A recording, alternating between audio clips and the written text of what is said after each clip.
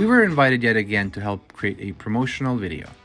And this time it involved a really cool car, a C3 Corvette. I'll show you how we filmed it and take you through almost the complete process here and then roll the final version at the very end. Once we had a fair enough idea on the kind of style the client was looking for, we went to work. We divided the video up into 3 sections. So the first section featured all of the details of the car, kind of the interior and the exterior. The second section was about the people in the car, the conversation. And the third section was sort of driving the car. It was all supposed to be kind of symbolic. And what I mean by that is, like I said, the voiceover talked about relationships between people, and the visuals drew parallels between how we relate to one another as people and what it may feel like owning a classic car. So pretty interesting concept.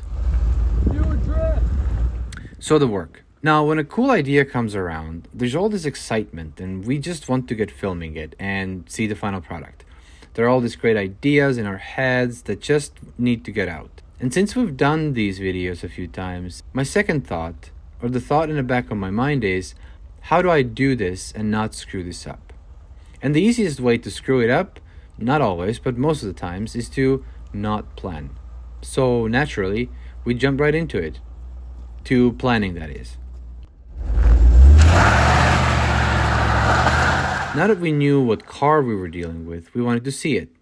When we got to the shop it was in, we found out that it was in the middle of restoration, like I mentioned before. The interior needed a lot of attention, and some of the exterior pieces were not ready yet. The owner of the shop, pretty cool guy by the way, said he'll have the exterior ready when we need it.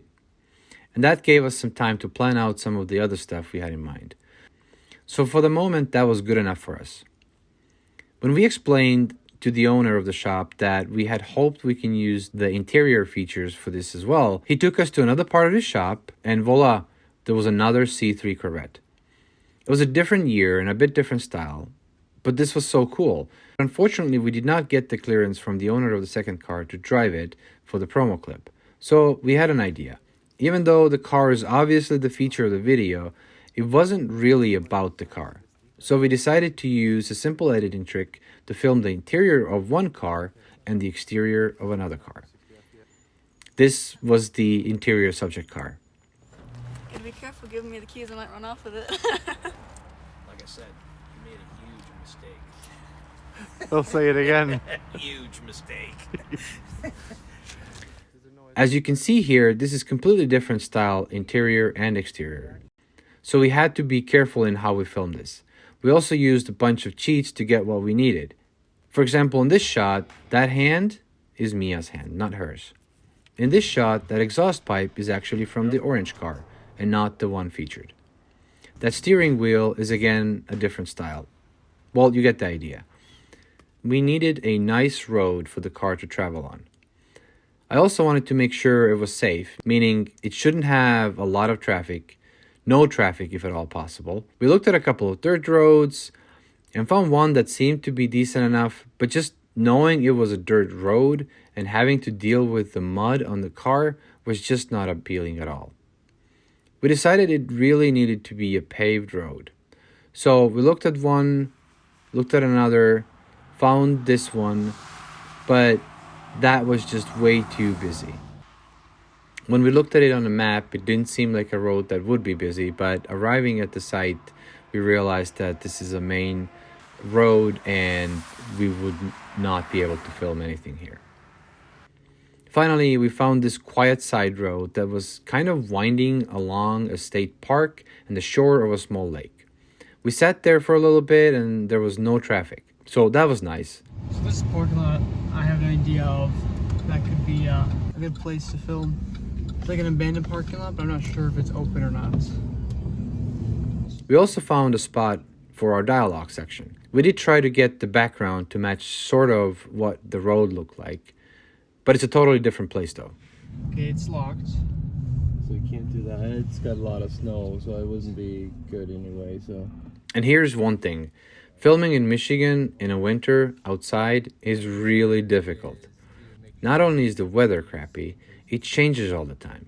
You don't know if it'll be sunny, raining, or snowing. Have trees in case it's sunny tomorrow. Because I think that's what the weather forecast says. It's blazing sun, even though it's snowy today. Which is completely ridiculous, but I guess that's Michigan for you. And all of it may be on the same day. To see what the weather is doing tomorrow.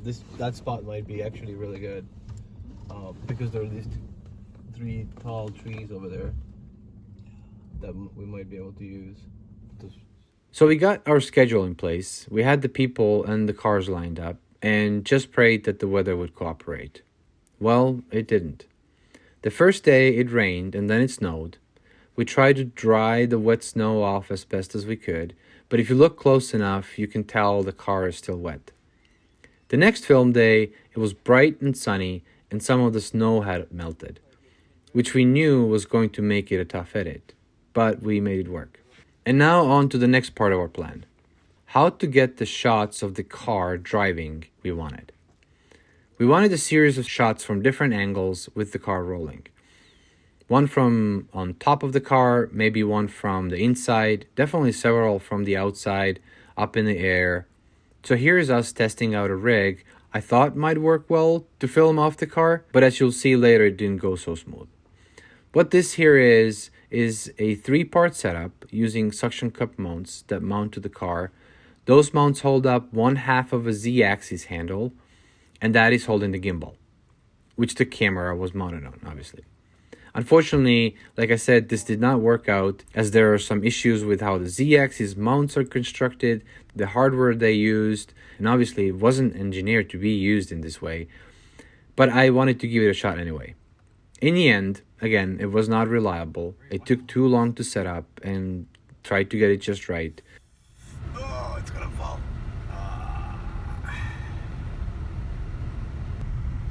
I think I've proven out that it sort of works, but I need an extra support leg to really make it work. Oh, look at that! Look at that angle, though. Look at that angle, and it's still going. Wow, what a sport! So instead, we went with a basic camera rig, directly mounting the camera to the suction cups. So even though for this video, the Z-axis and gimbal setup on the car did not work, I'm not giving up on that just yet. I have some ideas on how we may be able to get it to work, so hopefully we'll have another opportunity soon to film something that requires a car attachment, and that may be a good enough excuse to figure out something better for this. So that direct mount simple contraption was good enough for the moment. I also wanted to talk about the safety part on this setup. So one of the shots Marcus really wanted to get was of the front of the car, kind of sliding off to the side while the car was rolling. I mean, it's a pretty typical commercial style shot. We thought, what's the big deal? We'll stick the camera out the car window and call it good enough. But that was really not the case at all, as it would have required Marcus to prop almost half of his torso out the side window, and that would have been just too dangerous. Instead, we opted to keep him inside the car the whole time and only open the tailgate, and then drive with the tailgate open in front of our hero car, which was interesting. We made sure that both Marcus and Mia were strapped to the vehicle. We used mountain climbing straps for that, and we also attached a tether to the camera. And we did the same thing for the previous shot where we attached the camera to the outside of the car with the suction cups. We also added a tether from the camera attached to the car. This is just an extra step of safety so the camera doesn't become basically a projectile should some mounting hardware fail. We also drove at about 10, maybe 15 miles per hour for these shots. And I know it doesn't look like 10 miles per hour because in the final video we sped up the footage a bit. And honestly, even that 10 miles per hour speed feels really fast when there's water splashing all over the place. The shots turned out pretty amazing though, and exactly what he was looking for.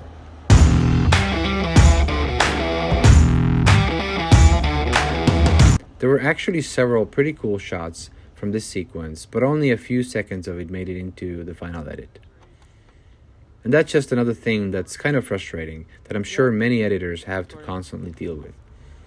And that is having to discard a lot of really good footage, only keeping what's necessary to move the story forward. So in the end, we spent many hours to get these 2 3-second shots. I imagine this type of ratio is not uncommon in film industry or TV, but this is basically a $0 budget gig, so it was still a lot of fun to make, of course. Marcus also took some aerial footage we used for the ending. And here you can really see the actual speed of the car. That is pretty slow. This may have actually been more like 5 miles per hour. We just kept reducing the speed to get the drone shot and keep the car in the frame more easily. The next shoot day, which was the next weekend actually, we spent probably a good half a day filming the dialogue of the couple. Our actors were quite the champs, so patient as we had them do the same thing over and over and over again, just so Marcus could get all the different angles. No,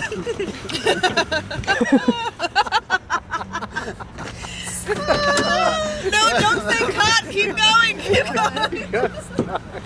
So, where are we going? Not your turn, Ryan. Here, we just used a gimbal and a Z-axis for camera movement and lavalier mics to capture the audio. Because the talking part was all inside the car, we were able to just get away with hiding the lav mics under the sun visors. Where are we going? Anywhere you like, honey. We placed them inside the car and just pointed them towards where the actors' faces would be. Now, like I mentioned earlier, the weather on this day was completely different from the previous shoot day. Speeding. Alright, Ryan, door. So we tried to block off the sun with what we had, which wasn't much. But again, we made it work. I need somebody to hold my arms. The final step in our production was to record the voiceover. So we drove over to our talent's place and did just that. We used a simple setup, a condenser mic and a recorder. Control, or you could use a tune-up.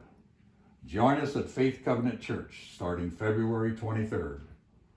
We will explore an approach to relationships, passion, marriage, and sex that could lead to a ride of a lifetime. I do want to point out that most of these videos we talk about on our channel are assisted by people who are not professionals, meaning they've never done this before. They're just good friends who are willing to help us. And again, they did awesome. I think the final product came out pretty good.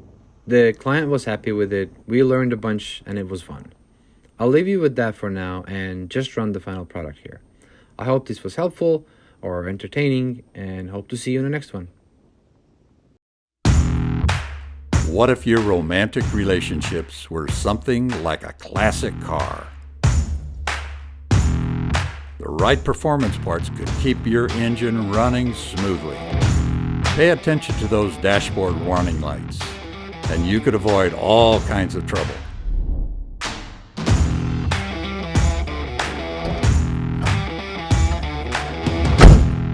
So, where are we going? Anywhere you like, honey. I know just the place. A little nitro, that could kick things into a whole different gear.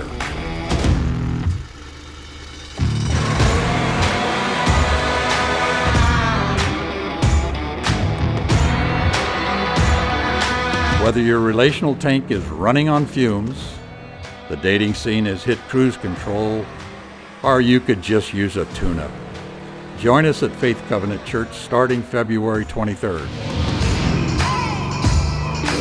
We will explore an approach to relationships, passion, marriage, and sex that could lead to a ride of a lifetime.